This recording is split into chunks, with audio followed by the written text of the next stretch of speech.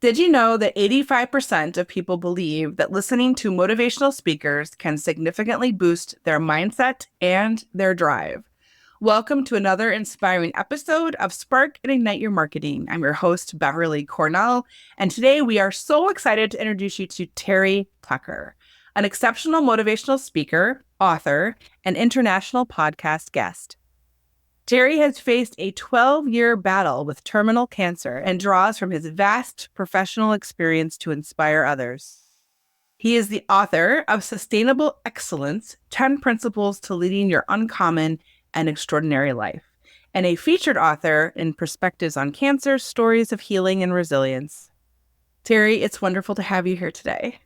Thanks for having me. Share a little bit about, but when we get started here, I want to hear how obviously you get a diagnosis and it changes everything, but how do you go from corporate to the career you created for yourself based on this very impactful experience you have? Yeah, if you look at my resume, it looks like a Super Bowl went off in the room. It was really all over the place. You are a product of your experiences. And I played Division I college basketball. My first job out of college was in the corporate headquarters of Wendy's International, the hamburger chain, in their marketing department, which was the heyday of fast food and things like that. So I got to learn a whole lot of things before I switched. I made a big pivot when I was 37 years old and became a police officer. Part of what I did during that was a SWAT hostage negotiator. So most of my life had been physical. I've been doing physical things. And then I get this very rare form of cancer that has seen my foot amputated in 2018, my leg amputated in 2020, and I have tumors in my lungs. So how do you justify those things? And I think the way you do that is when you can't do what you're good at, you do what's important in life. And that's really what I feel I'm doing now. Playing basketball, it was great. I had a lot of fun, but was it really important in terms of the scheme of life? Not really. So I think the things I'm doing now are much more, at least I hope, important, impactful, helpful to other people. Talk about the journey as a motivational speaker and what have been some of the experiences along the way that have informed and I'm assuming made you even better than you were before all of those things happened. I hope so. I try to learn from everything, making mistakes and learning from those mistakes and getting better. When I first started I did my first podcast, I was horrible. I was terrible. I provided no value whatsoever. And when you realize that most people listen to podcasts to become educated, to become smarter. So being on podcasts gave me an opportunity to hone my message. I once heard somebody say, never make a point without telling a story and never tell a story without making a point. And I do that. Beverly, if I told you something, you might remember it. But if I told you something and then told you a story around it, there's a much greater chance you would remember that. So it became for me finding good stories and then trying to figure out a way to make those stories fit for whatever the podcast was. Was it a marketing podcast? Was it a cancer podcast? Was it an entrepreneurial podcast? What was it? And how can I use those stories to bring a message to people that they will remember? I've grown as a human being. But I also think at this point in my life, my purpose is to put more goodness, positivity, motivation, love back into the world and help people just to make their lives a little bit better. I think good storytelling is it's the secret ingredient in good marketing. If you can tell a good story that resonates and that's where the authenticity lives in your stories, that's what connects. That's where people remember, like you said, Terry, that if that's the thing they remember about you, that's the thing that connects them. That's the thing that makes trust and want to do business with you. So is there anything about your industry, particularly like being a motivational speaker? I feel like a lot of people have stories. We all are overcoming things and we're all trying to be resilient and is there things in your industry that maybe are a little frustrating for you as a motivational speaker? Yeah, I'm at a disadvantage because when I show up, if you saw me in person, I'm 6'8" tall. So I used to just walk into a room and command a room. Yeah. Now I'm in a wheelchair and I don't have a left leg. And it's amazing how much that affects people. And I find one of the things that helps me with that, helps me to overcome that, is self-deprecating humor. I'm constantly making fun of myself. I'm constantly making fun of situations. I was doing a keynote with the South Carolina Bankers Association at their annual convention. And I said something about my cancer journey, and it was like somebody sucked the air right out of the room. It was like you could hear a pin drop. And I stopped my talk, and I'm like, I guess that wasn't something I should have said. And it just broke the ice with people. So when I speak, it's not some guy just walks in and talks. It's a guy in a wheelchair without a leg, and that makes people uncomfortable. I remember when I had my foot amputated, I'm going to use the word walking out of the hospital. It's more like hobbling in this sort of cast. And there was a woman at the entrance, and she was just, you've had those people in your life that just are staring almost like right through you. And I thought, okay, I've got to do something here. And so I walked up, and as I got right next to her, I looked at her and I said, don't worry, it'll grow back. And I just kept walking. And I turned around and looked over my shoulder, and she had this look on her face like, is this guy like a salamander or something like that? It was just, you have to use what worked for you. And humor works for me. I love telling jokes and things like that. And I think that just puts people at ease for me, given my situation, that I'm a little bit, I'll use the word different when I come in to make a speech. My husband's active duty military, and we have several friends who have unfortunately lost a leg in combat or with IED explosions and things like that. And so my kids have been exposed to people who have lost a limb and their first encounters and what that looks like. And we have to let them know they can walk. One of our dear friends went back into active duty service. Like, he was able to do that with a prosthetic leg. And so like he would come down and play basketball. He played basketball as well with the kids and was very good. And I think it showed them a whole different level of ability in that. And I think super inspiring to them. They had lots of questions like what happened and how did that happen and how do you get a prosthetic leg and some of those kinds of things. But that awareness as children, I think, is powerful, so that you don't have those uncomfortable moments as an adult that has never experienced seeing somebody who has lost a limb in some way, shape, or form. So I love that you have such a positive spirit about it, because it could be quite the opposite in your scenario. It can be. And I think one of the things, and this goes back to being an entrepreneur and dealing with people and things like that, is you have to present your authentic self. When, as a host and as a guest on a podcast, that if you're not fully engaged, people realize that. People understand it. And the other thing I think is people understand that we are humans, that we make mistakes, that we're fallible, that things happen. And that's okay. The people that show up and it's like, everything's perfect, everything's great, nothing goes wrong. I'm not learning anything from you. I want to know what mistakes you made. I want to know what things happened along the route that you learned from, and what you learned and how you incorporated them. So I think that authenticity, that whether you're an entrepreneur, whether you're starting your own business, whether you're doing a podcast as a guest or a host, you have to be authentic. So here I am, warts and all. You may agree with stuff that I say, you may not, but this is me. And hopefully people will learn from the things that we've experienced. Being really honest and genuine is, I think, the route for sure. So who are your clients and what problems do you solve for them? I ask that question for my entrepreneurs, but as a motivational speaker, I gotta believe it's a little bit different. It is. And I'll talk to anybody. Unfortunately, having told you what I've been through, traveling is incredibly difficult for me. And that's why I enjoy podcasting as a guest, because I can talk to somebody in China or Taiwan or India or New Zealand and have the experience without having to try to get there. And so that part is me. I talk to corporate clients. I talk to medical clients. I live in Denver. We have a hospital, Craig Hospital, that basically deals with people with spinal cord and brain injuries and things like that. I've talked to their organization. I love talking to young people, and especially having a background in athletics and sports and that teams and things like that. So I'm not real picky on who I talk to. I think I have a story. I think I have a message.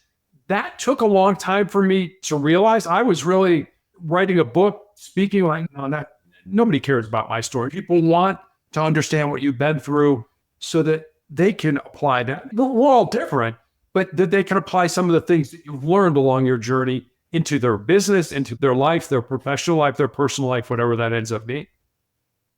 I imagine, and maybe I'm going to make some assumptions here, but I imagine being diagnosed with cancer, terminal cancer, losing a limb, losing a leg, that's all loss. And when you talk about loss, there's like the 5 stages of grief.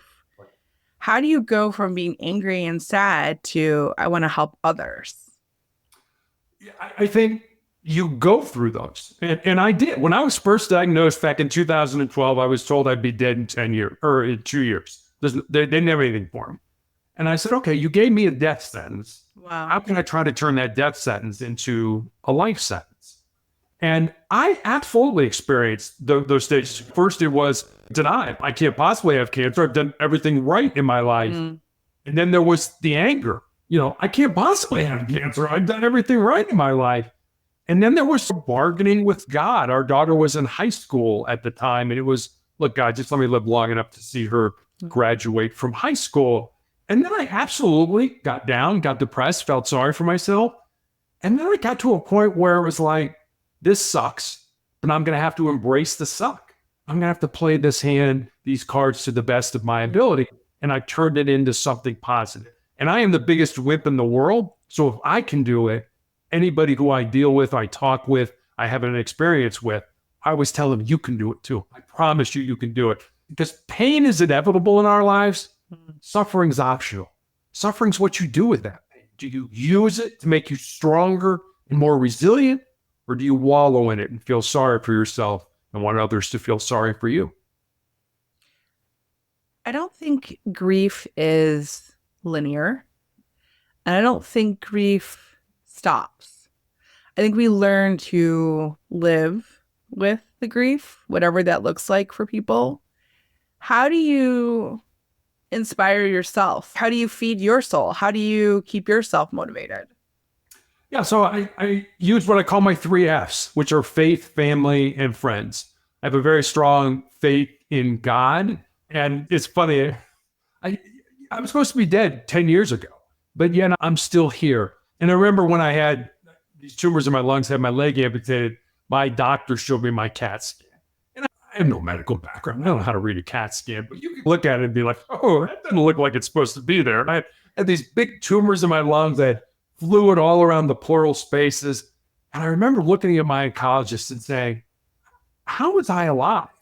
And Beverly, I will never forget this. He put his head down, he shook his head no, and then he looked up at me and he said, I don't know because you shouldn't have been. Which said to me, God's not done with me. When I die, where I die, how I die, way above my pay grade. So don't spend a lot of time worrying about the dying part, spending more time focusing on the living part.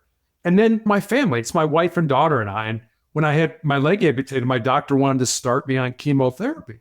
And I said to him, is it going to save my life? Yeah, probably not, but it might buy you some more time. And I said, if the outcome is going to be the same, I don't think I want to do this. But I'll go home and ask my family. We'll talk about it. So I go home and I start telling my wife and daughter what's going on. And my daughter's immediately, all right, we did family meeting. I'm like, family meeting? There's 3 of us. It's not like we got a board here or something like that. And so we sit around the kitchen table and individually talk about how everybody feels about me having chemotherapy.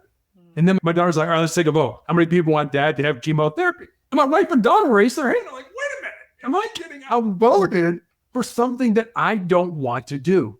But I remembered when I was in the police academy, our defensive tactics instructor used to have us bring a photograph of the people we loved the most to class. And as we were learning different techniques to defend ourselves, we were to look at that photograph because he reasoned you will fight harder for the people you love than you will fight for yourself. So I took chemo, not because I wanted to, but because my wife and daughter wanted me to. And it ended up being the bridge that got me to the drug I'm on now. So it was the right thing to do. And then finally, my friends. And Beverly, I don't know how you are, but there were people in my life that I was 100% sure that if something tragic like cancer happened, that they would be there. They would never leave. That when I was diagnosed at 51, were like, Terry, I can't deal with this. I can't deal with knowing that you're dying. And then there were people who I never expected to be there, who have never left me in the 12 years that I've been doing this. So faith, family, and friends is really what kind of energizes my soul. I think as an entrepreneur, those are all important things too. I think you need your faith that this is what you're supposed to be doing and where you're supposed to go and that you're in the right place to help the right people.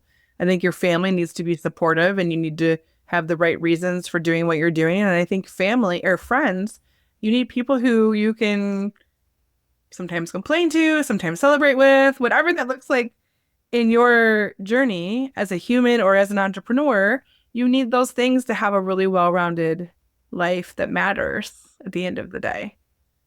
You do. You win with people. You don't win by yourself. You don't do anything in the abstract. You look at golf or tennis players and you're like, okay, entrepreneurs in their own way, but there's people, all kinds of people behind the scenes helping them do the things they do. It's the same thing as an entrepreneur. You're going to fail. You're going to make mistakes. I'll tell you a quick story. So Jesse Itzler used to be part owner of the Atlanta Hawks in the National Basketball Association.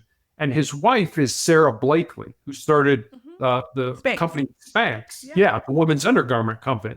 And he tells the story. He said she started that company with one prototype and $5,000. And the point he was making was if she would have waited until she understood the marketing, the finance, the distribution, the HR, and all that stuff, he said, I guarantee you somebody else would have come up with that idea and run with it.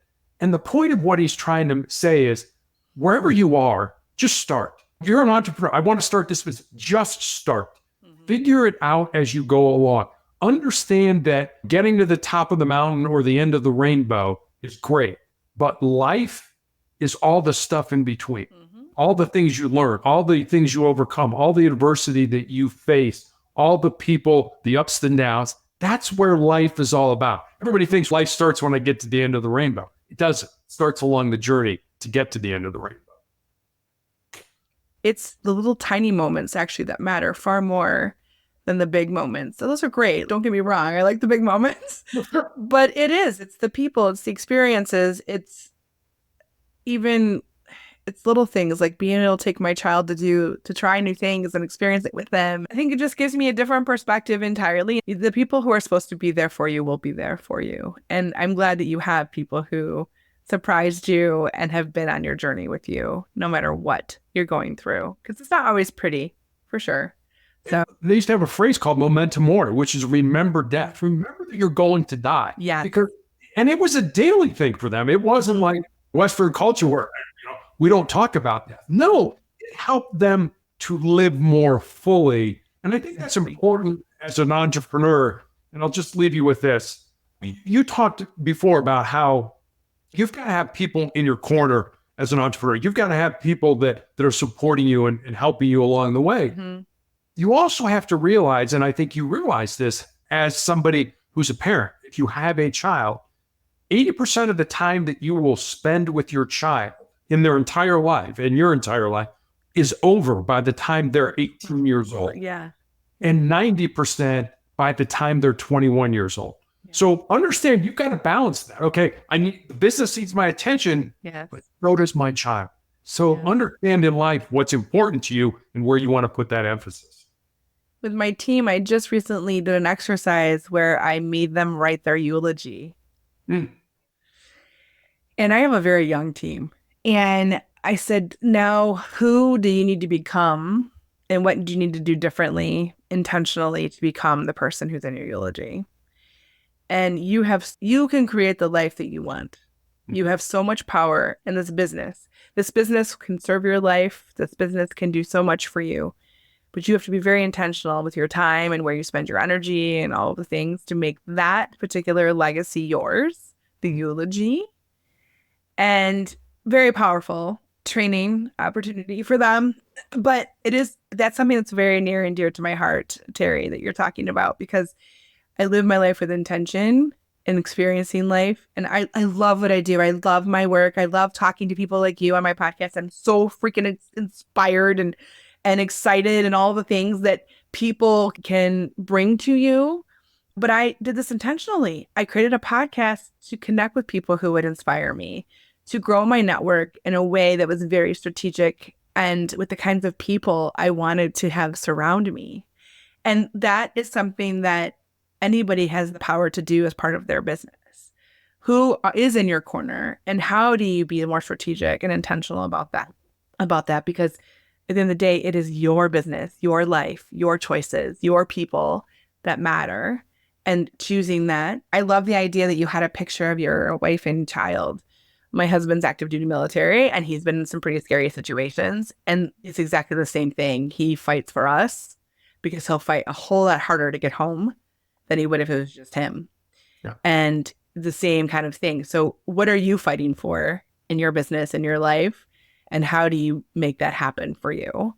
And you don't have, you can say, okay, this is what happened before, but now's the time to make a difference. Like, it doesn't matter when you make these choices, just make the choices, be intentional. You can be 51, you can be 22, you can be 77 and make these choices and have the life that you want. So all awesome things, Terry. Give me an example of someone you connected with that really helped them with their life, where they were at, how your story resonated with them very powerfully. Yeah, one of the nurses that takes care of me, or that was taking care of me, young nurse at the time, about 25, but was learning how to do things on the unit where I was taking care of. And about 6 months later, she was taking care of me by herself. And she came into my room and she said, Terry, I've got a story I want to tell you, but I'm a little uncomfortable telling it to you. And I didn't know how to respond to that. I was like, I hope you decide you want to tell that story to me. So in and out for the next couple hours, and then finally comes in, sits down. She's like, all right, here's the story.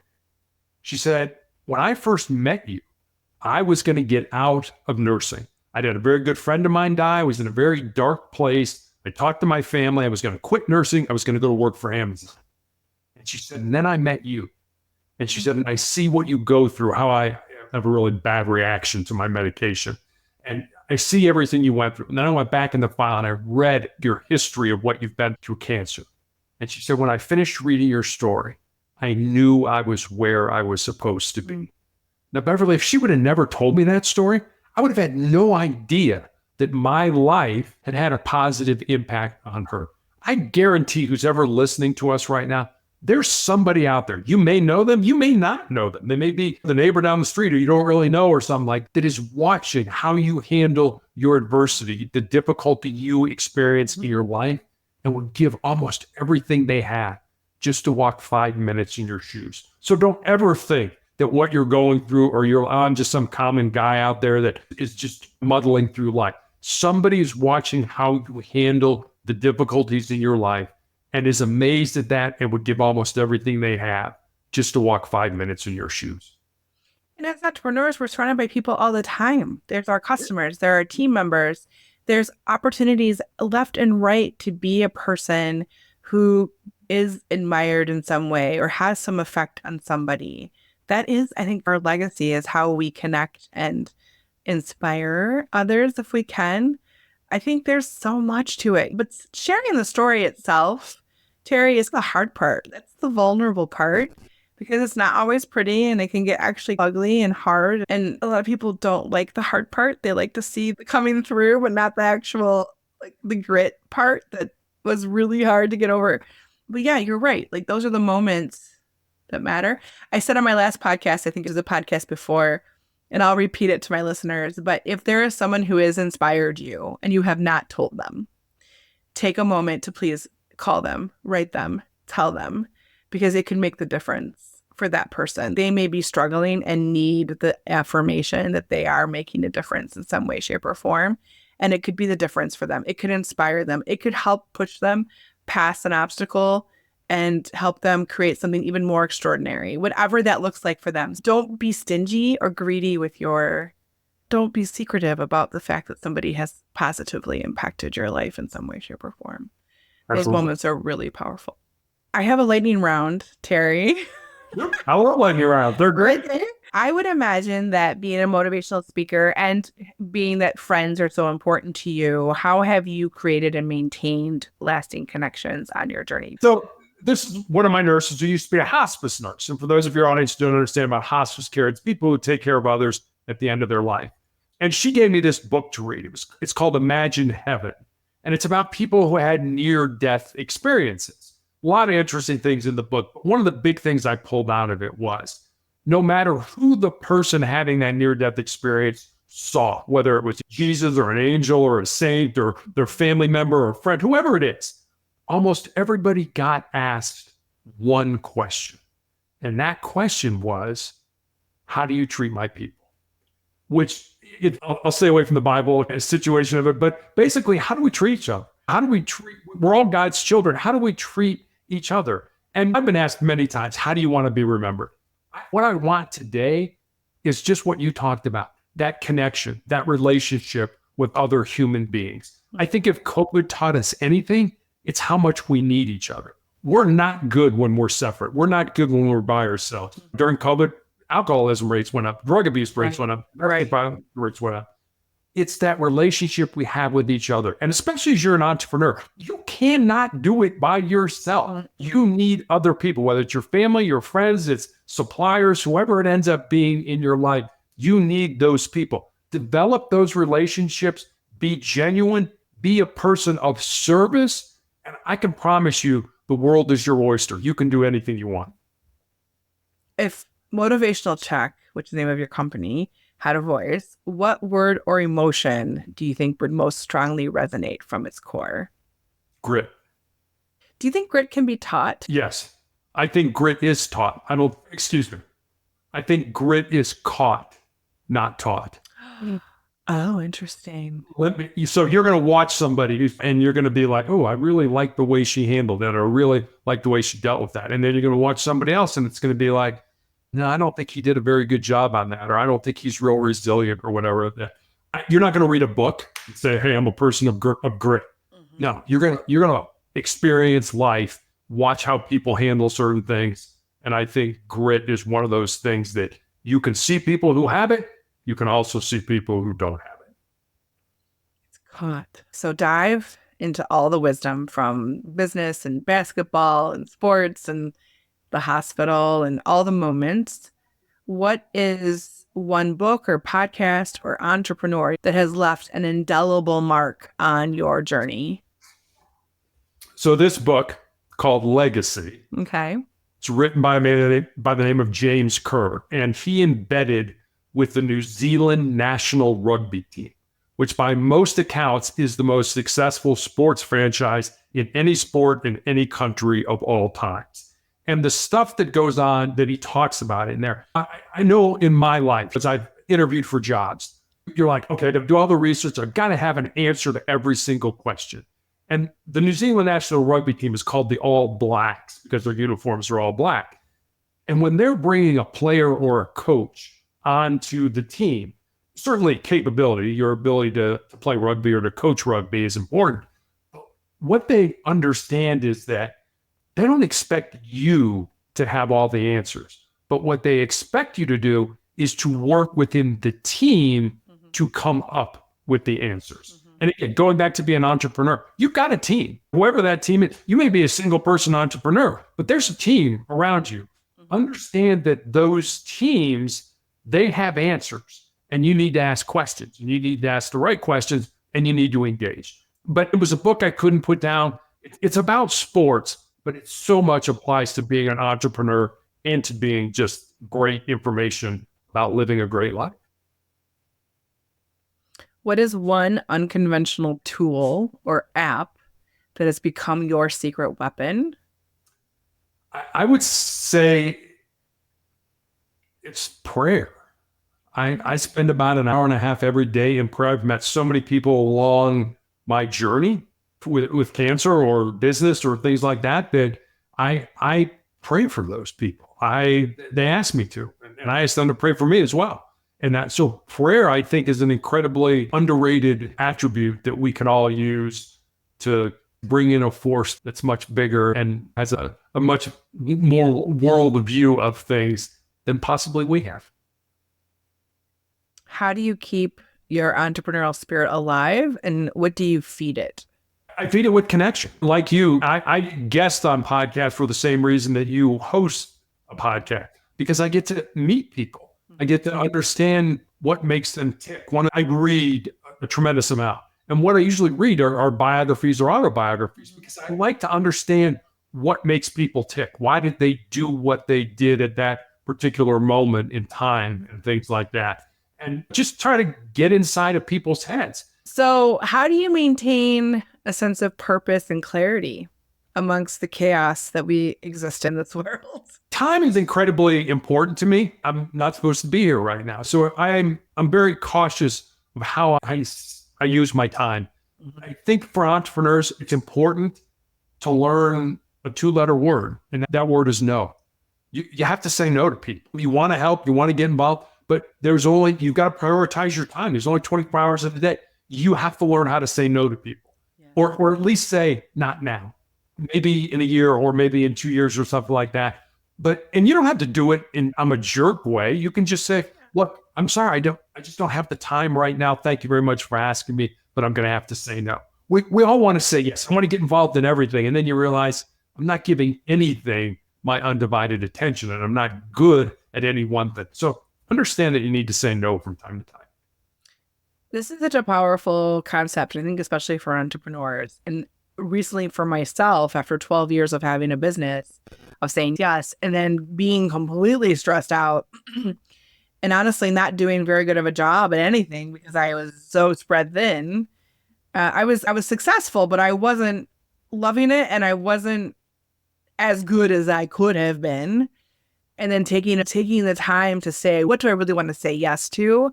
What lights my fire? What is the thing that I'm really passionate about and I am amazing at? What is my gift? Really, truly my gift.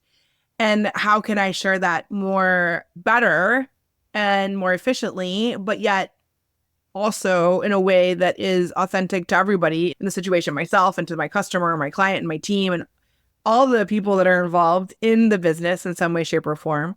And once I made that choice, once I decided the business, I was an unplanned entrepreneur, Terry, so I didn't have a big business plan. And I essentially started my business to take my show on the road because I had married an active duty Army fella, and our lives was very transient and mobile. Every 3 years we had to move. And I knew that it was really hard to keep a career if I did not create my own career. And I wasn't like this diehard entrepreneur. I had to learn a lot of things the hard way and make a lot of mistakes.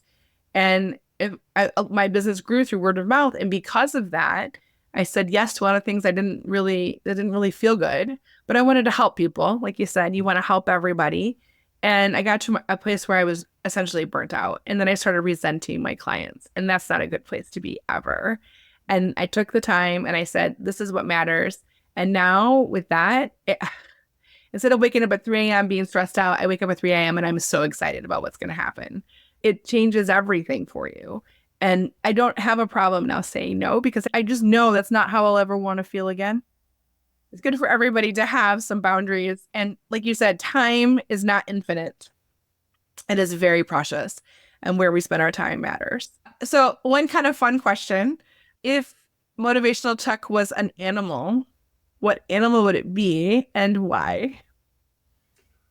I hope to God it would be a lion that would just, you asked me about what I thought was the one word that would describe motivational check. I'd said grit. And I think that's what lions do. Lions won't eat another kill of something else. Lions won't eat dead animals. They will hunt and eat the animals that they kill. They won't eat somebody else's. So I like that. I'm going to do this for me and my family and my friends and my community and things like that. Your pride. Yeah, my pride. Exactly. I'm going to take care of that. And so I would hope it would be a lion. So fun. And that's the end of the lightning round. But I want to take a minute and look backward to look forward. So with looking back, is there a piece of advice that when you were 18 years old, before you played basketball, before you worked for Wendy's, before you were diagnosed with terminal cancer, what piece of advice would you give yourself, 18-year-old Terry, that could have saved you a lot of heartache and headache along the way? So there's a very famous writer by the name of Ernest Hemingway, who wrote a lot of interesting things, but he wrote a book called Farewell to Arms, which is about his experience as an ambulance driver during World War I. And there's a line in that book, and I share this line, and I use this line in my own life. And the line is this: life breaks everyone, and afterward, many are stronger at the broken places. Understand that I don't care who you are. Life is going to break you. It's going to beat you to your knees. Somebody's going to die that's close to you. You're going to unexpectedly lose your job or your business. You find out you have a chronic or a terminal illness, and life will beat you to your knees. But if you can respond, if you can recover, if you can be more resilient, just like you break your arm, they put it in a cast, the arm heals. Where that break was will be stronger than the rest of the arm. That applies to you as a human being too. I wish I would have known that. I wish I would have applied that when I was 18 years old. What practical advice would you give to somebody who's starting a business or is in a business and maybe feels a little uninspired that they could do today that could help them maybe feel a little bit better about things? A lot of times when we go through our lives, we put these arbitrary sort of markers out there. Okay, by the time I'm 25 years old, I want to have my own business where I'm making $500,000 a year. And by the time I'm 32, I want to be in a relationship and I want to have a kid.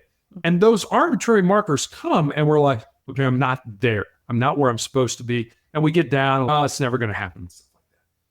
I think if you look at life more in terms of decades. So when you're in your 20s, do everything that interests you, or even things that don't interest you. Find out, oh, I really love doing that. Make mistakes, mess things up. Do all that in your 20s. And then in your 30s, find those 2 or 3 things that you can dig into, that you've learned in your 20s. And then in your 40s, when you're older, you have more experience, you're more established, you understand how kind of life works, find that one thing and dig into that. And then in your 50s and your 60s, you can reap the benefits of what you did in your 20s, 30s, and 40s. So I think if you look at life in terms of decades, instead of single events, I got to be by 25, I got to be, why 25? Why did you decide that? I don't know. I just picked it. And so many, especially younger people, do that and then get down and feel depressed and oh, it's not going the way. Look at your life in decades. Look at the bigger picture of your life instead of those narrow, small individual events. Good advice. Before we go, Terry, where can our listeners learn more about what you do and your latest projects and your book? So I have a blog/website called Motivational Check. Every day I put up a thought for the day. With that thought usually comes a question about how you can apply it in your life. Recommendations for books to read, videos to watch. You can leave me a message. That's all at motivationalcheck.com. Wonderful. We'll put that link in the show notes as well. So for those that are listening and want to check it out, you can. Thank you so much, Terry, for sharing your wealth of knowledge and your experience today with us.